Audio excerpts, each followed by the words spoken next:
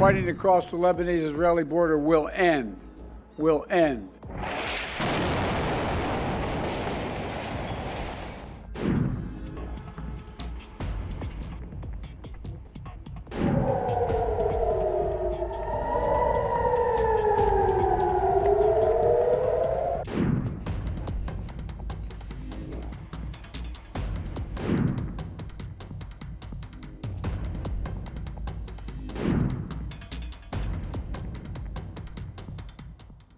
Effective at 4 a.m. tomorrow local time, the fighting across the Lebanese-Israeli border will end.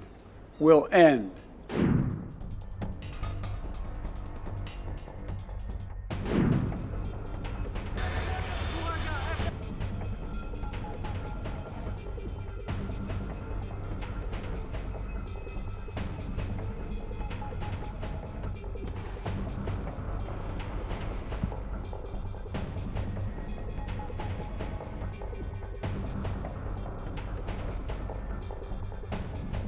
I just spoke with the Prime Minister of Israel and Lebanon. I'm pleased to announce that their governments have accepted the United States proposal to end the devastating conflict between Israel and Hezbollah. I want to thank President Macron of France for his partnership in reaching this moment. Effective at 4 a.m. tomorrow local time, the fighting across the Lebanese-Israeli border will end. Will end. This is designed to be a permanent cessation of hostilities. What is left of Hezbollah and other terrorist organizations will not be allowed, well, I emphasize, will not be allowed to threaten the security of Israel again. Over the next 60 days, the Lebanese army and state security forces will deploy and take control of their own territory once again. Hezbollah terrorist infrastructure in southern Lebanon will not be allowed to be rebuilt. And over the next 60 days, Israel will gradually withdraw its remaining forces. And civilians on both sides will soon be able to safely return to their communities. Israel did not launch this war. The Lebanese people did not seek that war either, nor did the United States.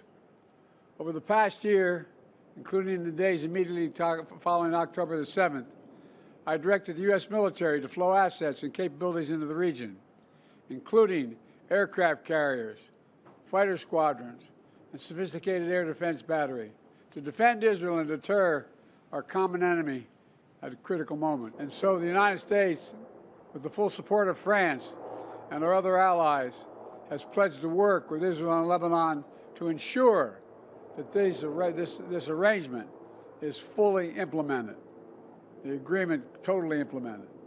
You know, there will be no U.S. troops deployed in southern Lebanon. This is consistent with my commitment to the American people to not put U.S. troops in combat in this conflict. Instead, we, along with France and others, will provide the necessary assistance to make sure this deal is implemented fully and effectively. If Hezbollah or anyone else breaks the deal and poses a direct threat to Israel, then Israel retains the right to self-defense consistent with international law, just like any country when facing a terrorist group pledged to that country's destruction. And just as the Lebanese people deserve a future of security and prosperity, so do the people of Gaza. They too deserve an end to the fighting and displacement. The people of Gaza have been through hell. Their world's absolutely shattered.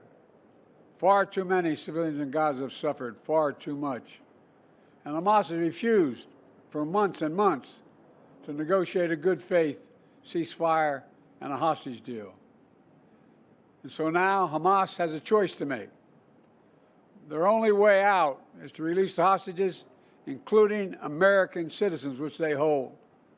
In the process, bring an end to the fighting, which would make possible a surge of humanitarian relief. Over the coming days, the United States will make another push with Turkey, Egypt, Qatar, Israel, and others to achieve a ceasefire in Gaza. With the hostages released and the end of the war without Hamas in power, that becomes possible. The United States remains prepared to conclude a set of historic deals with Saudi Arabia, to include a security pact and economic assurances, together with a credible pathway for establishing a Palestinian state and the full normalization of relations between Saudi Arabia and Israel, a desire they both have. I believe this agenda remains possible. Israel has been bold on the battlefield. Iran and its proxies have paid a very heavy price.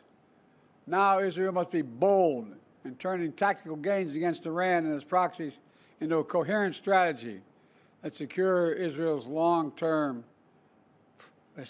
safety and advances a broader peace and prosperity in the region.